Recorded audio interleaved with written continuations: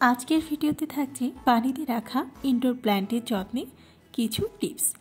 স্বচ্ছ কাচের গ্লাস, পানির পাত্র, অ্যাকুরিয়াম, টেস্ট টিউবেও বসাতে পারেন এইসব গাছ। স্বচ্ছ কাচে ছড়ানো শেকড়ের সৌন্দর্য চোখে পড়বে আপনার।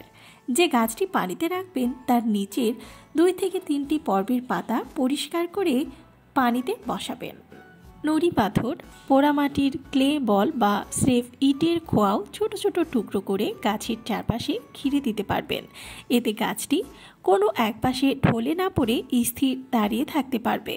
ইনডোর প্ল্যান্ট বলে ঘরের যে কোনো জায়গায় রাখা গেলেও চেষ্টা করবেন এমন জায়গায় রাখতে যেখানে উজ্জ্বল থেকে মাঝারি পরোক্ষ সূর্যের আলো পায়। আর অবশ্যই সপ্তাহে অন্তত একদিন সরাসরি সূর্যের আলোতে রাখার চেষ্টা করবেন। পানির নিচে যেন পাতা ডুবে না যায় সেদিকেও খেয়াল রাখবেন। সেক্ষেত্রে পানির সংস্পর্শে থাকা পাতাগুলোকে ছেটে দিতে হবে। নিয়মিত বিরতিতে পানি পাল্টে দিতে হবে।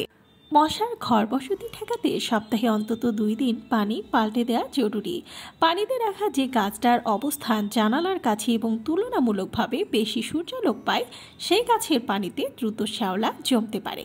পানিতে সবুজ শ্যাওলার উপস্থিতি দেখা মাত্রই দ্রুত পানি পরিবর্তন করে দেবেন।